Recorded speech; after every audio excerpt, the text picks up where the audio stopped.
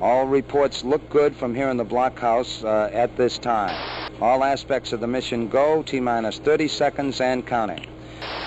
Apollo 8 coming up on 20 seconds, and you're looking very good.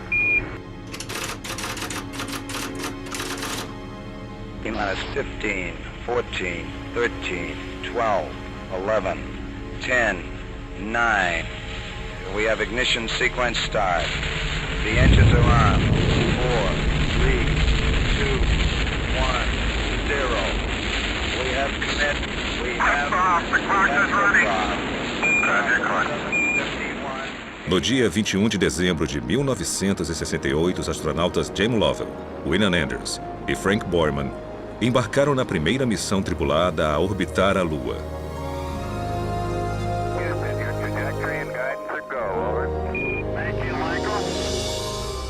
3 dias e quase 400 mil quilômetros depois, a tripulação do Apollo 8 se aproximou do destino. E no dia 24 de dezembro, véspera de Natal, a nave começou a última de suas 10 órbitas ao redor da Lua. Observando a superfície lunar, Borman, Lovell e Anders enviaram uma mensagem para o que era até então a maior audiência de televisão ao vivo na história. For all the people back on Earth, the crew of Apollo 8 has a message that we would like to send to you. In the beginning, God created the heaven and the earth. And the earth was without form and void, and darkness was upon the face of the deep. And the Spirit of God moved upon the face of the waters. And God said, "Let there be light." And there was light. And God saw the light, that it was good. And from the crew of Apollo 8, we close with good night, a Merry Christmas, and God bless all of you on the good earth.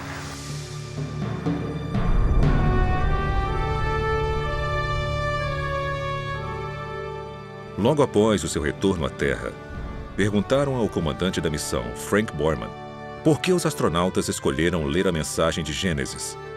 Sua resposta demonstrou sua fé pessoal. Nós queríamos transmitir a nossa sensação de proximidade ao Criador de todas as coisas.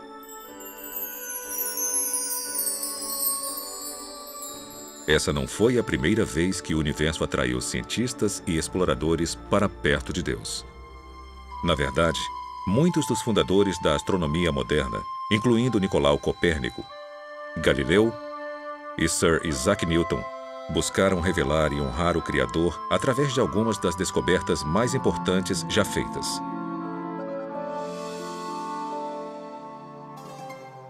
Essa motivação também inspirou Johannes Kepler, o matemático alemão que foi o primeiro a calcular o movimento planetário. No início do século XVII, ele escreveu que a ciência é o processo de pensar os pensamentos de Deus após ele. E o meu maior desejo é perceber o Deus que encontro em todos os lugares do mundo externo. Eu já tive a intenção de me tornar um teólogo. Mas agora vejo como Deus é através de minhas descobertas, também glorificado na astronomia, pois os céus declaram a glória de Deus.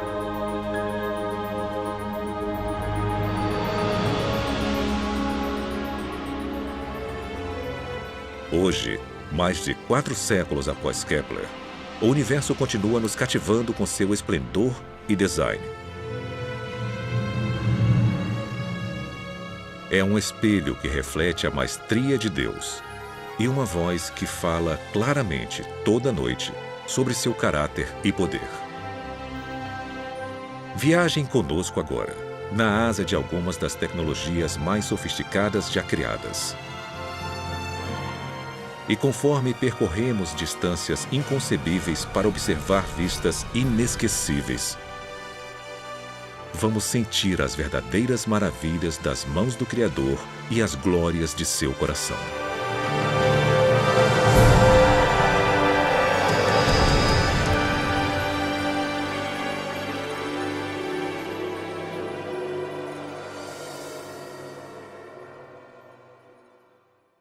Olha, o tamanho e a grandeza do universo, eu acho que é tremendamente humilde. E pode ser que é através da beleza tremenda que nos é revelada pelas fotos do telescópio Hubble e do tamanho enorme do universo, nós comecemos a apreciar a majestade e a grandiosidade de Deus, que transcende o universo e é maior do que esse cosmos que vemos. Então eu acho que o tamanho do universo evidencia a grandiosidade e a majestade de seu Criador. Já parou para pensar sobre a imensidade de Deus? A pura magnitude de seu poder e tamanho? É um conceito difícil de entender, porque Deus é espírito, então não há nada físico sobre sua estatura. Ele não pode ser medido por metros ou milhas, tempo ou espaço. No entanto, talvez seja possível dar uma olhada no que não podemos ver ou tocar, fazendo uma jornada imaginária através de sua maior criação.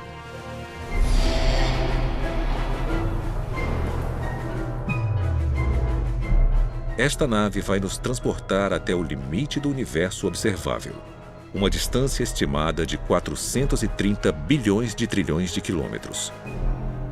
Vamos viajar na velocidade da luz, mais de 290 mil quilômetros por segundo. A essa velocidade, poderíamos fazer no mínimo 600 órbitas completas ao redor da Terra, em menos tempo do que demoramos para comer uma pequena tigela de pipocas.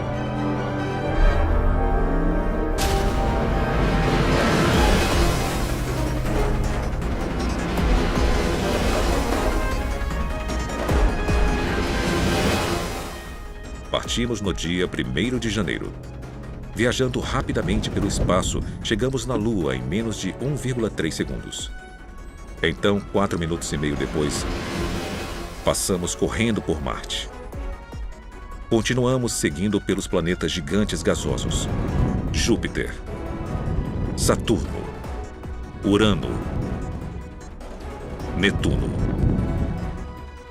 E 5 horas e 20 minutos após sairmos da Terra, chegamos no planeta anão Plutão. Agora vamos ajustar o trajeto para um ângulo quase perpendicular às órbitas planetárias.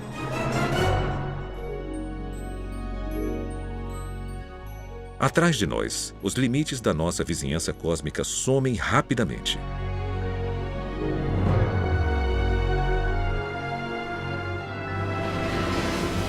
Entramos no espaço interestelar, o grande vazio entre o nosso sistema solar e a estrela mais próxima. 1 ano se passa, depois 2, 3, 4 anos. Finalmente, no dia 19 de abril do 5º ano desde a nossa partida da Terra, somos momentaneamente cegados pela luz do sistema Alpha Centauri. 3 estrelas unidas pela gravidade. Elas são as estrelas mais próximas ao nosso Sol. Nós viajamos aproximadamente 41 trilhões de quilômetros, mas estamos só começando. 10 anos-luz da Terra. 2 dúzias de estrelas vizinhas brilham à nossa frente. Uma delas, Tau 7, se parece com o nosso Sol. 100 anos-luz. Nuvens de gás e poeira no braço de Órion da Via Láctea nos cercam. 1000 anos-luz. A elegante forma espiral da nossa galáxia é claramente visível. A Terra está localizada aqui. A Via Láctea faz parte de uma comunidade de no mínimo 40 galáxias, unidas pela gravidade, para formar o que é conhecido como o Grupo Local. Pelo resto da jornada, cada ponto de luz que vemos não é mais uma estrela individual, mas uma galáxia inteira, cheia de bilhões de estrelas.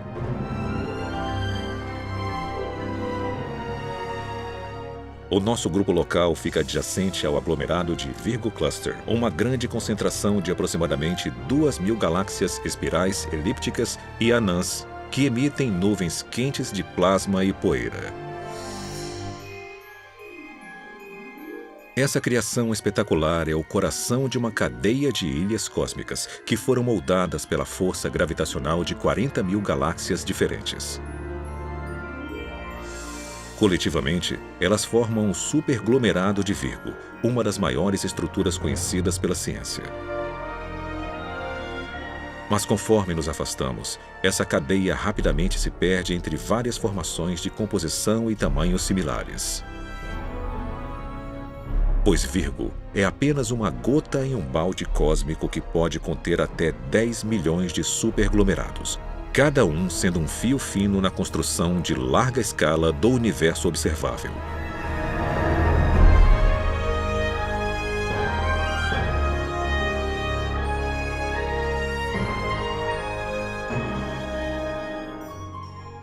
A nossa jornada nos transportou para 45 bilhões de anos-luz além da Terra, aos limites externos da descoberta científica. Uma grande teia de fios tecidos por cerca de 2 trilhões de galáxias e por estrelas mais numerosas do que grãos de areia em todos os desertos e praias do mundo. Então, qual é o tamanho de Deus? Ele é grande o suficiente para criar um universo com dimensões tão vastas que vão além da nossa compreensão. Mesmo assim, nas palavras do profeta Isaías, ele consegue medir tudo com os dedos de sua mão.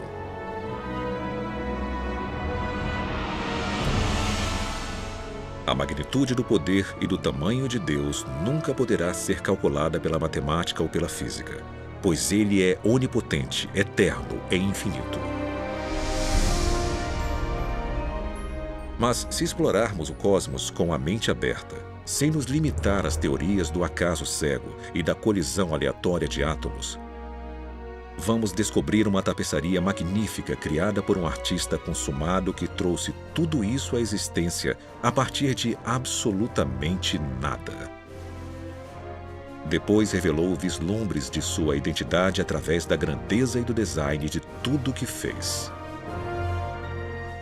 E qualquer um que já tenha olhado para um céu estrelado, as evidências da estatura e do caráter de Deus brilham mais forte do que a luz de 1000 estrelas.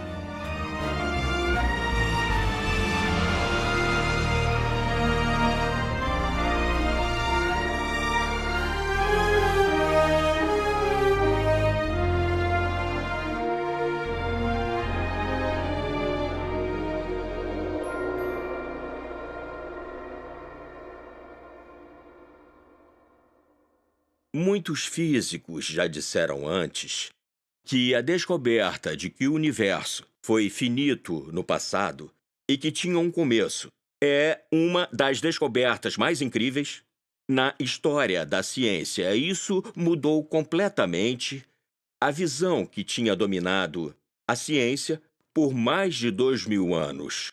Isso foi escrito em Gênesis, capítulo 1, versículo 1. No princípio, foi Deus quem criou o céu e a terra. E uma das descobertas mais incríveis do século XX da cosmologia foi a confirmação sobre a antiga previsão judaica a respeito do início do universo.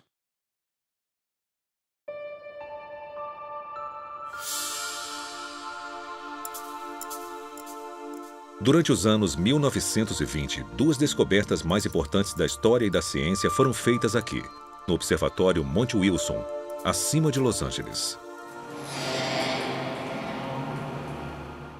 Por 8 anos, o astrônomo Edwin Hubble fotografou e estudou o cosmos com o maior telescópio do mundo. Em 1923, Hubble confirmou que formações misteriosas chamadas de nebulosas, que todos acreditavam ser nuvens enormes de gás, estrelas e poeira na Via Láctea, na verdade eram galáxias individuais localizadas muito além da nossa. 5 anos depois, ele verificou que essas galáxias estavam se afastando uma da outra a velocidades impressionantes. O nosso universo, que há muito tempo era considerado eterno, estático e relativamente pequeno, crescia cada vez mais por segundo. As implicações eram surpreendentes. Se o universo está se expandindo continuamente, então, em algum momento da história, ele deve ter sido menor e mais compacto. Se revertermos o movimento para fora das galáxias e voltarmos no tempo, elas se aproximam cada vez mais. E chegamos a um ponto no qual elas são basicamente infinitas em densidade e temperatura, e não é possível ir além disso. Então tem um começo, tem um momento no qual tudo começou. E isso é impressionante porque tem uma grande evidência teológica nisso. E isso me intrigou porque eu sou agnóstico. E se teve um começo, um momento de criação do universo, então teve um Criador. E a ideia do Criador não é compatível com o agnosticismo. E assim como eu não posso acreditar que teve um Criador, não posso acreditar que tudo aconteceu por acaso, o que implica na existência de um Criador. Então, sabe, eu estou em um impasse, completamente impossível. E continuei nele. A incerteza de Robert Jastrow foi alimentada por várias descobertas que apontaram que o universo foi criado a partir do nada e era governado por leis de física e química primorosamente calibradas para garantir uma vida complexa. A vida é tão extraordinária, principalmente a vida mais avançada, a vida inteligente. Seres conscientes são um fenômeno. De novo, eu acho qualitativamente difícil de acreditar que isso aconteceu por acaso. Por exemplo, pensa no seu cérebro. Mais de 1 quilo de massa. Ele contém 1 milhão de trilhão de sinapses, pelo que eu me lembro. Circuitos se abrindo e se fechando o tempo todo. É muito mais complicado do que a inteligência artificial mais avançada.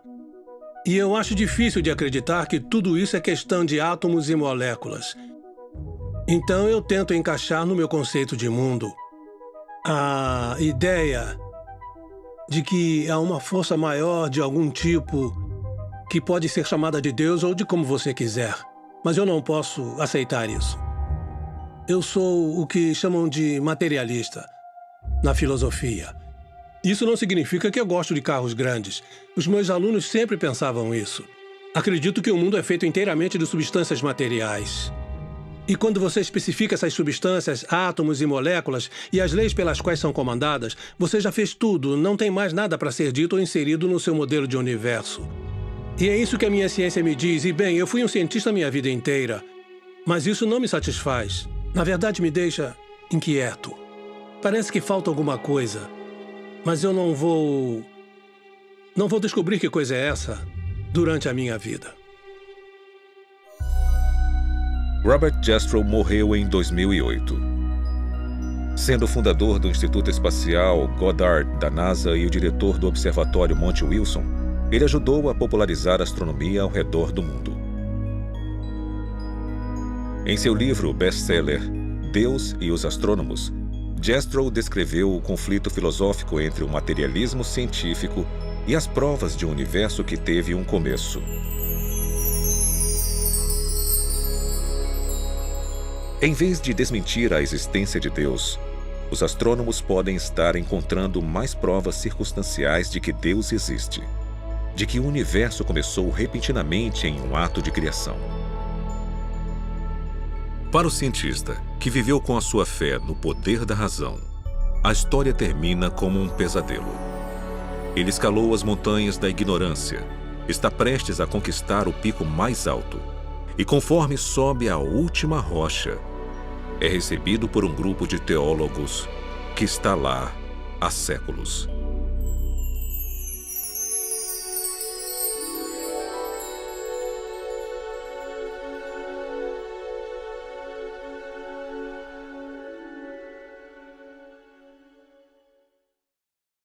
É um privilégio estar em um planeta tão habitável que nos permite viver confortavelmente e ter tudo o que precisamos para fazer ciência e aprender sobre o universo ao nosso redor.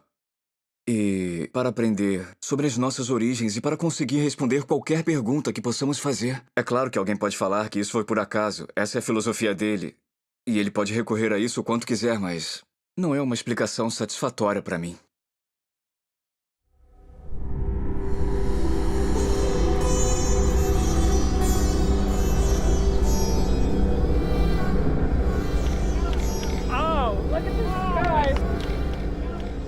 Isso começou com uma experiência em 1995. Eu fui observar o eclipse total do Sol na Índia. Foi meu primeiro eclipse total do Sol, foi um evento espetacular.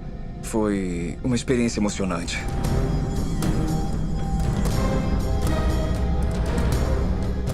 Seja um astrônomo que pode entender todo o fenômeno e prevê-lo em questão de 1 segundo em qualquer lugar da Terra, ou um nativo, todos ficaram maravilhados e reagiram da mesma forma a esse fenômeno incrível. Isso causou um grande impacto em mim.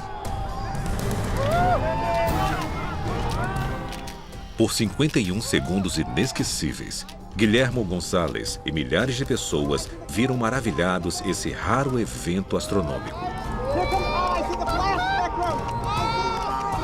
Gonçalves depois refletiu sobre a beleza misteriosa que havia testemunhado no céu do norte da Índia e sobre os fatores que o tornaram possível.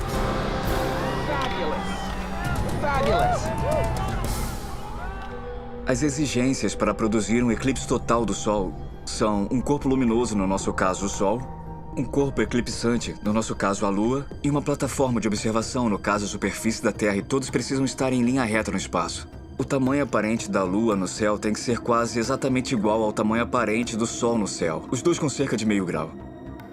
O Sol é 400 vezes maior que a Lua, mas está a uma distância 400 vezes maior, então tem essa coincidência que as pessoas reparam há séculos, mas dizem, é uma coincidência e deixam pra lá. O melhor lugar em todo o sistema solar para ver eclipses solares é a superfície da Terra. Eu cheguei a calcular as circunstâncias para eclipses de todos os outros planetas e de todas as luas. Cerca de 65 as maiores luas. E é uma coincidência incrível. O único lugar que tem observadores é o lugar com os melhores eclipses. Conforme Gonçalves examinava esse alinhamento raro do Sol, da Lua e da Terra, ele reconheceu a importância desses corpos celestiais para a existência de vida complexa no nosso planeta. A força gravitacional causada pela nossa Lua, por exemplo, é forte o suficiente para regular o clima da Terra, estabelecendo sua inclinação e ajudando a circular as águas geladas e quentes dos seus oceanos. E a distância do nosso planeta para o Sol possibilita a existência de água líquida e uma atmosfera rica em oxigênio. Precisa ter a distância certa do planeta do observador até a estrela hospedeira. E precisa ter uma Lua bem grande. Então tem uma grande sobreposição entre os requisitos para produzir eclipses e os requisitos para ter um planeta capaz de suportar a vida. Responda, e se as coisas que tornam o planeta habitável também fazem com que esse planeta seja o melhor lugar para se fazer descobertas científicas? A natureza do nosso planeta, a natureza de sua atmosfera, a sua localização no sistema solar, o tipo de sistema solar onde ele está, até mesmo o tipo de estrela que nos cerca e a nossa localização na galáxia são ideais para se fazer uma grande variedade de descobertas científicas. E por acaso essas também são as condições mais importantes de um planeta habitável. Um planeta propício para seres como nós e sem o qual não poderíamos sobreviver. Eu acho que esse é o tipo de padrão que sugere para as pessoas uma conspiração e não uma coincidência. Na luz tênue de um eclipse solar, Gonçalves e Richards reconheceram uma ligação fascinante entre os fatores necessários para a vida complexa e a observação científica. Geralmente nos falam, principalmente no século XX, que o universo não pensa em nós. Ou seja, que nós existimos em um universo muito grande e que o universo não foi criado para seres como nós. Nós somos simplesmente uma vida que por acaso surgiu num pequeno planeta que cerca uma estrela minúscula e insignificante numa galáxia normal dentro de um grande universo que não foi planejado. O nosso argumento sugere uma ideia completamente diferente. Sugere que o universo foi planejado, que o universo existe por um propósito. E esse propósito não é simplesmente para que seres como nós existam, para que possamos nos ampliar além do nosso lar pequeno e paroquial, para ver o universo como um todo, para descobrir o universo e, na verdade, talvez para considerar se esse universo aponta para algo além de si mesmo. Tem um certo aspecto sobre o universo que não pode ser simplesmente explicado através de forças impessoais da natureza, de átomos que colidiram com átomos. Então, temos que buscar algo além do universo para tentar explicar isso. Porque o universo existe de forma que os lugares mais habitáveis também oferece as melhores oportunidades para descobertas científicas.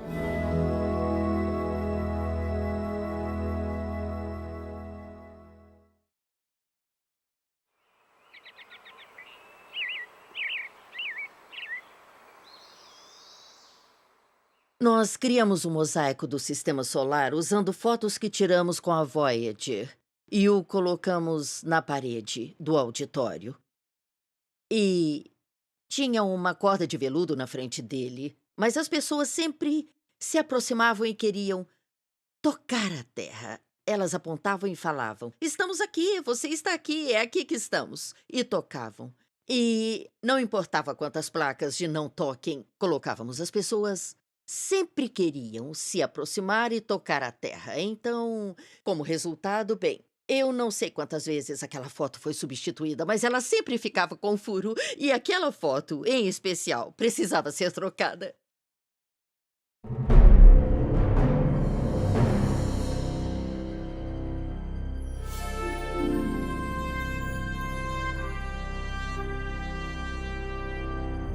Em dezembro de 1980, a sonda Voyager 1 da NASA completou sua exploração histórica de Júpiter e Saturno.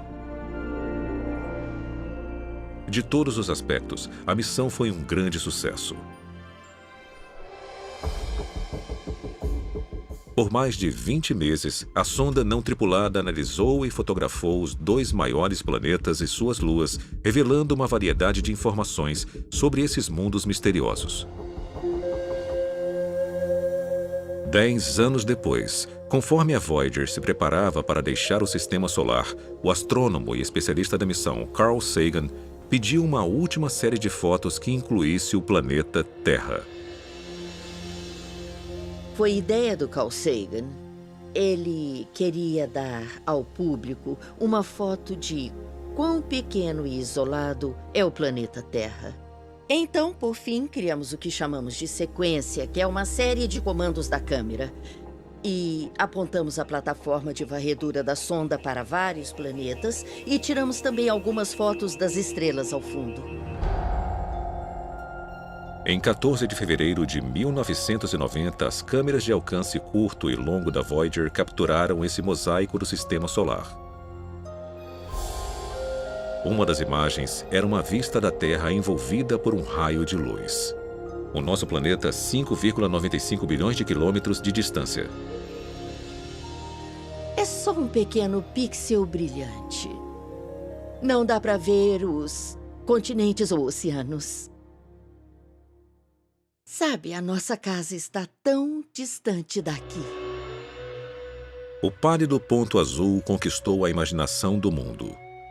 E em 1994, Carl Sagan compartilhou suas reações à foto durante uma palestra na Universidade Cornell.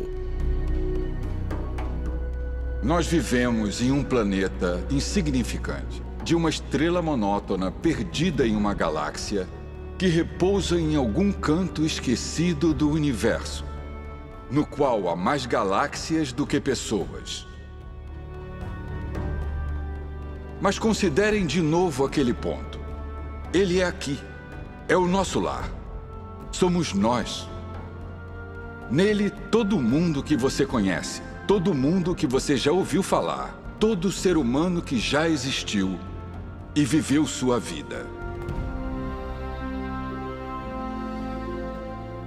O conjunto de nossas alegrias e sofrimentos, todo herói e covarde, todo camponês e rei, todo casal jovem apaixonado, toda mãe e pai, toda criança esperançosa, todo inventor e explorador, todo professor de moral, todo astro, todo líder supremo, todo santo e pecador na história da nossa espécie. Todos viveram lá, em um grão de poeira suspenso em um raio de sol.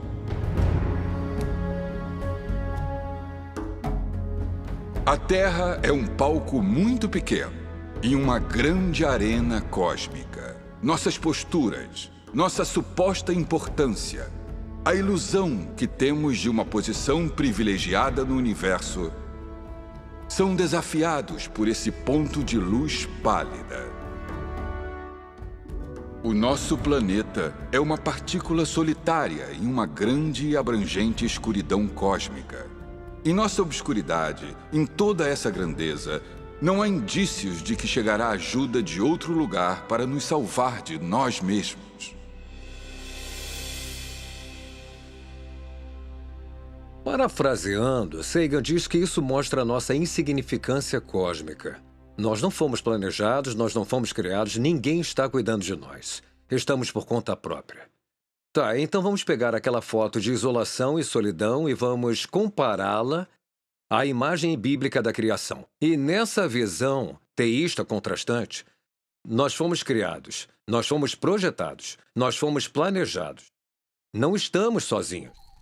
Essas duas visões da realidade vão levá-lo em direções bem diferentes. 3.000 anos antes de Carl Sagan ponderar sobre a significância dos planetas e das pessoas, Davi, o rei pastor de Israel, observou o céu noturno e achou respostas próprias. Elas estão registradas nos Salmos do Antigo Testamento. Ó Senhor, a tua glória é maior do que a dos céus.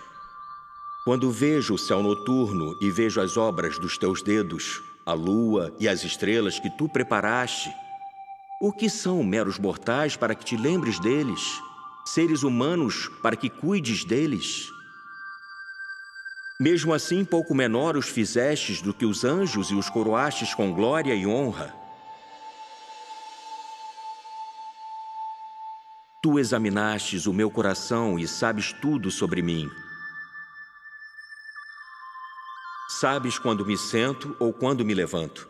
Sabes os meus pensamentos, mesmo quando estou distante. Sabes o que vou falar antes mesmo que eu o fale. Tu andas na minha frente e me segues. Colocas tua mão de bênção em minha cabeça. Tal conhecimento é muito maravilhoso para mim, muito grandioso para que eu possa entender. Tu criaste o meu ser mais íntimo, moldaste-me no útero de minha mãe. Observaste-me conforme eu me formava em total reclusão, conforme era moldado na escuridão. Os teus olhos viram o meu corpo não formado. Todos os dias ordenados para mim foram escritos em teu livro. Eu te louvo porque me fizeste de modo especial e admirável. Tuas obras são maravilhosas, disso tenho plena certeza. Então Davi abre o seu coração, porque no fundo ele tem a reação certa, que é: eu fui um ser criado. Sou um produto de uma mente que construiu a mim e tudo isso. E apesar do fato dele ter construído coisas tão grandes e mais vastas do que eu, ele se importa comigo. Ele se importa comigo.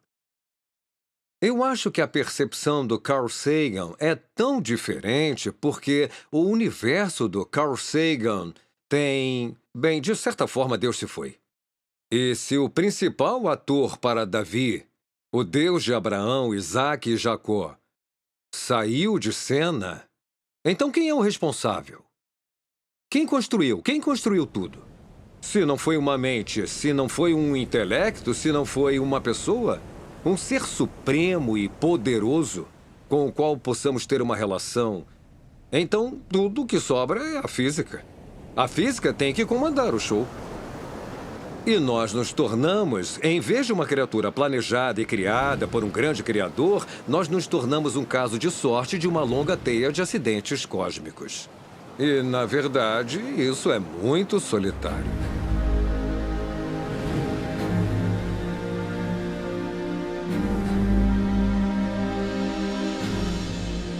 Então, como devemos interpretar o pálido ponto azul e os passageiros que o chamam de lar? Será que estamos largados em uma partícula de poeira irremediavelmente perdida em um universo escuro e frio? Ou será que o nosso planeta, com sua atmosfera rica em oxigênio, abundância de água líquida, com seu clima temperado e localização ideal no sistema solar, com seu campo magnético geografia e dezenas de outros fatores que tornam a vida possível, é um produto magnífico de mente, propósito e plano? E se a Terra foi criada como um santuário para seres humanos, será possível nós existirmos por um motivo maior do que a mera sobrevivência? Talvez o nosso destino seja único no universo. E como Davi, podemos passar a nossa vida no pálido ponto azul pelo maior propósito de todos: para conhecer Deus e adorá-lo para sempre.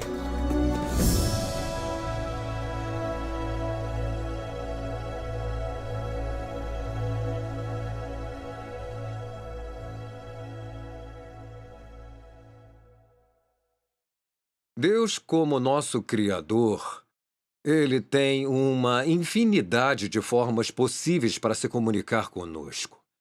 Uma delas pode ser que Ele desça aqui, nos segure pelos ombros e diga: acorde! Você está em apuros, tá? Mas Deus é muito mais sutil do que isso.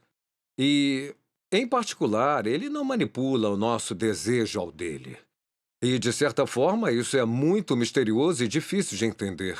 Ele coloca as coisas na nossa frente e diz: agora você responde. Então, provavelmente, para mim, a forma mais eficaz que Deus tem para se comunicar comigo, além da Bíblia, é através do mundo que Ele criou e da beleza no mundo que Ele criou. Eu acho que Deus fez o que podia para se comunicar conosco através de sua dimensão artística.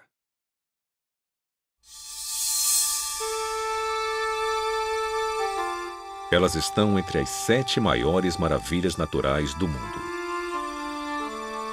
Demonstrações incríveis de arte que já foram celebradas em pinturas nas cavernas pré-históricas, na mitologia viking e nas peças de Shakespeare. Em 1619, Galileu as nomeou de auroras, em homenagem à deusa romana do amanhecer. Hoje, também as chamamos de luzes do norte e do sul. No brilho etéreo desse fogo celestial, a beleza, o mistério e maravilha, tão evidentes através do universo, iluminam o céu polar desde a Islândia até a Antártica. Você fica intrigado com isso, fica curioso com isso. É lindo, é sutil, é interessante. Todas essas coisas se despertam. Uau! Então esse uau estimula o porquê, né? Por que aquilo está ali? O que está fazendo? O que causa isso?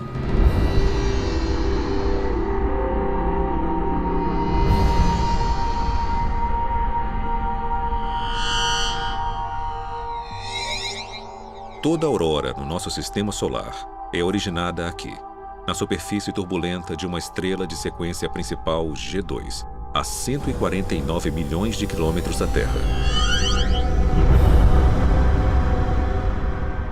Periodicamente, picos de energia gerados dentro do núcleo do Sol causam grandes tempestades, que podem lançar bilhões de toneladas de um plasma altamente carregado. Grande parte dele vai em direção à Terra em um percurso de colisão. Nós somos banhados o tempo todo pela radiação do nosso vizinho grande e quente. E nós somos feitos em parte de moléculas delicadas como o DNA, que não gostam de ser atingidas pela radiação ionizante. Sem precauções, esse vento solar pode destruir rapidamente a nossa atmosfera, ferver os oceanos e devastar todas as formas de vida. Por sorte, somos protegidos dessas catástrofes por uma provisão impressionante. Debaixo da crosta e do manto do nosso planeta, uma camada de ferro, níquel e enxofre derretidos, com uma grossura de 2.400 quilômetros, flui constantemente ao redor de um núcleo de ferro sólido. Esse movimento produz um campo magnético que irradia do núcleo da Terra através dos polos, e milhares de quilômetros pelo espaço. Quando o plasma atinge esse campo, grande parte das partículas letais são desviadas antes de chegar à superfície da Terra. mas algumas são atraídas até as linhas do campo magnético e são canalizadas diretamente para os polos norte e sul. Cerca de 99% da nossa atmosfera é formada por átomos de nitrogênio e oxigênio. Esses componentes são eletricamente neutros. Assim que o plasma colide com um átomo, um elétron absorve a onda de energia e momentaneamente amplia sua órbita ao redor do núcleo. Então essa partícula supercarregada volta à posição e ao tamanho normais, liberando um único fóton, uma pequena onda de luz colorida. O processo é repetido pelo céu noturno.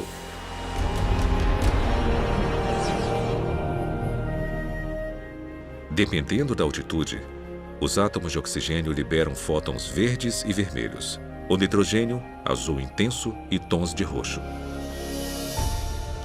Essa enxurrada de reações atômicas gera grandes cortinas luminosas que podem se estender 402 quilômetros para o espaço. Às vezes, elas formam anéis espetaculares acima dos polos magnéticos.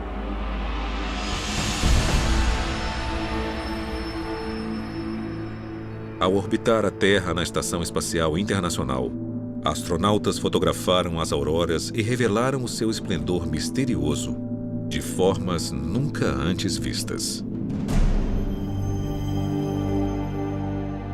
Essa beleza fala conosco eloquentemente sem dizer nenhuma palavra. Eu acho que a aurora por si só é um cartaz lindo e brilhante balançando. É uma mensagem, e ela diz: este planeta não foi um acidente, e o fato de vocês estarem nele não é um acidente. Deus nos deu um mundo que, se nós dermos alguma chance, ele testemunha de forma fiel a Deus. E esse testemunho, essa voz que nós ouvimos da natureza, fica mais forte e mais bonita quanto mais você a conhece. A sabedoria de Deus realmente é infinita e Ele criou um mundo com tantos detalhes interessantes. Admiração, majestade, maravilha, beleza, funções biológicas, integridade planetária, o papel do planeta como um todo para manter a vida. Se colocarmos as peças na posição, vamos seguir esse mistério de pista a pista. E eu acho que o que acontece, certamente no meu caso, é que você percebe que a Terra não é um lugar onde a vida pode simplesmente prosperar por acaso. Foi criado para ser um lugar onde a vida pode prosperar. Este planeta foi construído para ser habitável. Essa convergência de design funcional e beleza extraordinária, tão evidente no campo magnético da Terra, também é uma forma que Deus usa para se comunicar através de todas as facetas da criação.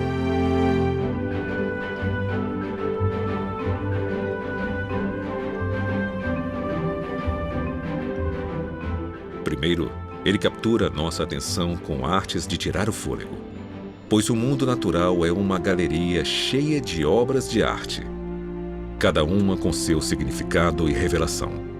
Depois, se buscarmos entender com afinco os como e porquês do cosmos, ficamos frente a frente com o Criador de tudo.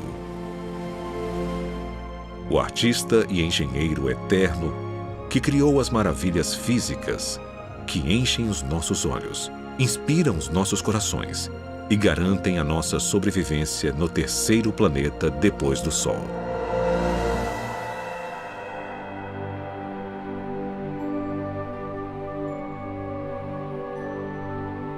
É elegante, é avassalador, é mais bonito do que podemos imaginar.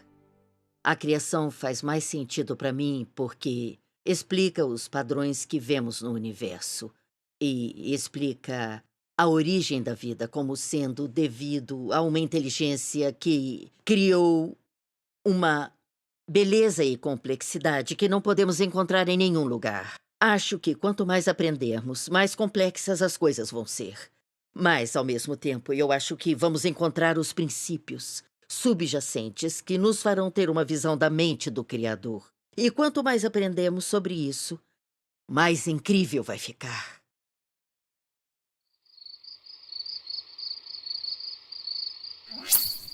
Aqui vai uma pergunta que pode literalmente deixá-lo acordado a noite toda. Quantas estrelas existem no universo? Em uma noite de céu limpo no deserto sem um telescópio, podemos ver cerca de 5.000 estrelas individuais. Todas elas estão localizadas na Via Láctea, uma galáxia espiral relativamente típica, com uma população estelar entre 100 bilhões e 400 bilhões de estrelas. E a Via Láctea é só um pontinho no universo observável, que possui uma quantidade estimada de 100 bilhões até talvez 2 trilhões de galáxias ao todo. Agora, vamos fazer as contas. Usando estimativas conservadoras, vamos multiplicar 100 bilhões de galáxias por 10 bilhões de estrelas por galáxia. O resultado é impressionante. 1 bilhão de trilhão de estrelas. E lembrem que é uma estimativa mínima.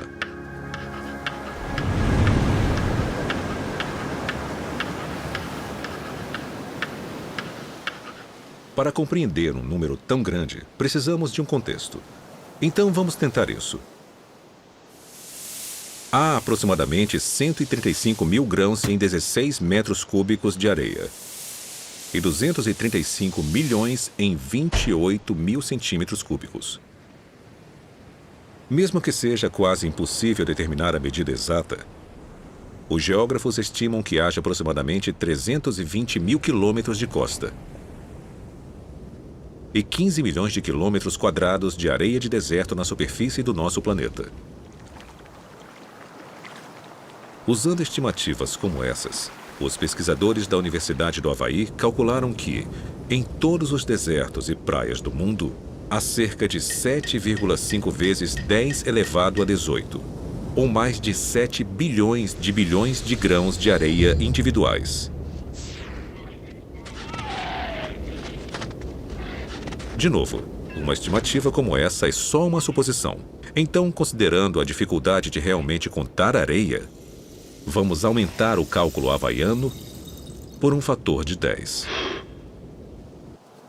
Com isso, você conseguiria construir muitos castelos, mas é apenas uma fração do número total de estrelas.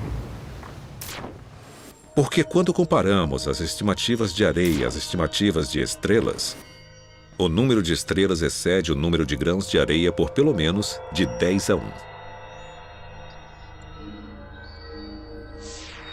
Mas talvez essa não seja a parte mais incrível desta história. Porque um único grão de areia, com um diâmetro de 1 milímetro, contém aproximadamente 500 bilhões de átomos individuais. Há mais átomos em um grão do que a quantidade total de grãos de areia na Terra, ou de estrelas em 1 bilhão de galáxias como a Via Láctea.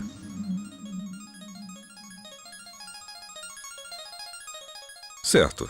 Antes de desligarmos a calculadora, uma dose final de números altos.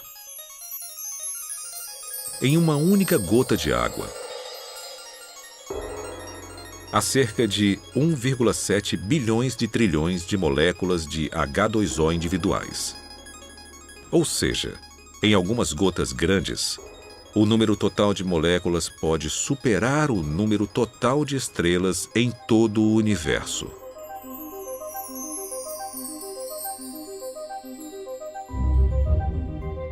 Então, o que podemos interpretar a partir destas contas sobre a estrutura básica da criação?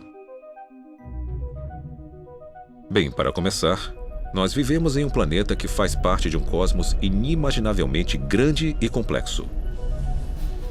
E esse planeta está cheio de incontáveis universos atômicos e moleculares, inimaginavelmente pequenos, e às vezes até mais complexos. E cada um desses reinos físicos, seja gigante ou microscópico, é mantido unido a cada segundo de cada hora de cada dia pelo Deus que criou tudo.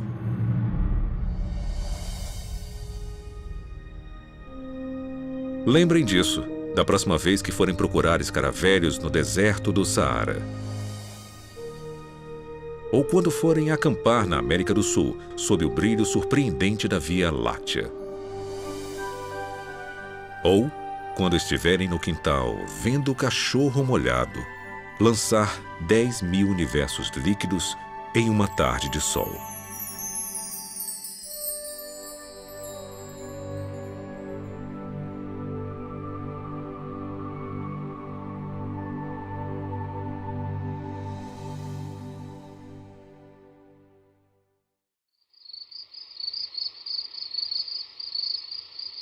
Quando a minha filha de 6 anos olha para as estrelas, ela me diz: é tão óbvio que Deus existe. Como alguém pode questionar isso? Como alguém pode pensar o contrário? Tem uma sensação intuitiva que diz que Deus claramente fez isso.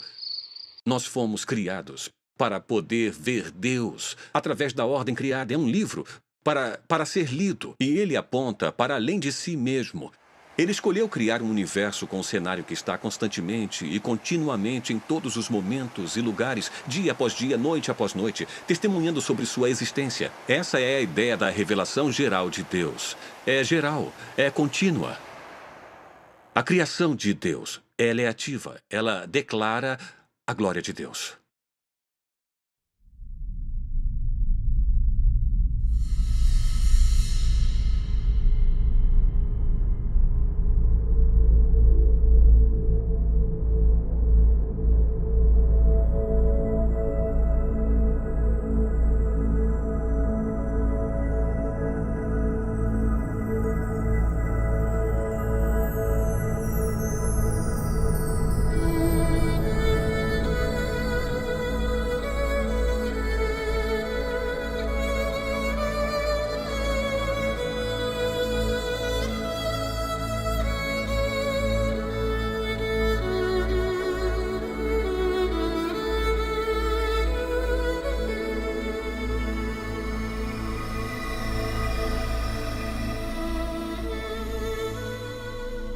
Os céus declaram a obra de Deus. O firmamento proclama a obra de suas mãos. Dia após dia, eles fazem sua declaração. Noite após noite, eles revelam sabedoria. Eles não usam palavras, não escutamos nenhum som deles. Mas sua voz é ecoada para toda a terra, suas palavras até o fim do mundo. Levante os olhos e olhe para o céu. Quem criou tudo isso? Ele que traz os astros um por um. Ele determina a quantidade de estrelas e chama todas por nome. Grande é o nosso Senhor e poderosa é a sua força. Sua compreensão é infinita.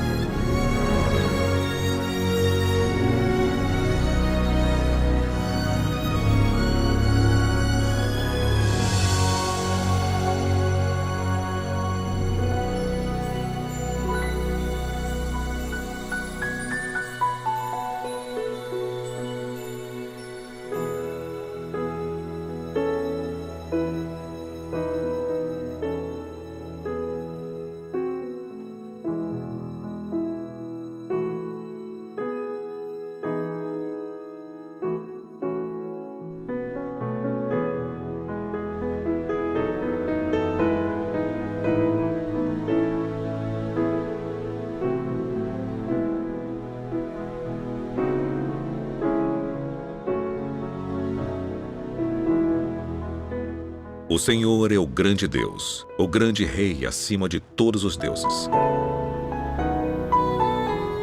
Em suas mãos estão as profundezas da terra, e os picos das montanhas pertencem a ele.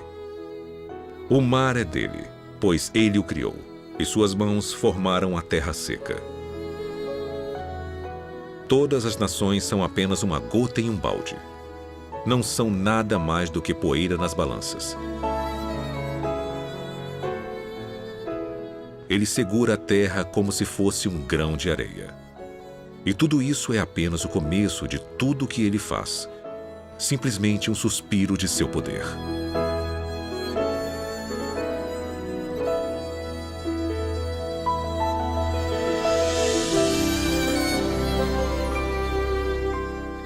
venha ver as obras de Deus, que é incrível em seus feitos. Ele espalha as luzes do norte em espaços vazios. Ele suspende a terra acima do nada.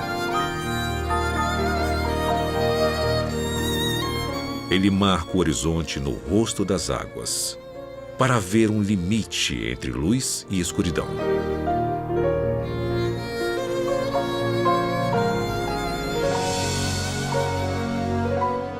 Os que vivem no fim da terra ficam maravilhados com seus feitos. Desde onde o sol nasce até onde se põe, tu inspiras gritos de alegria.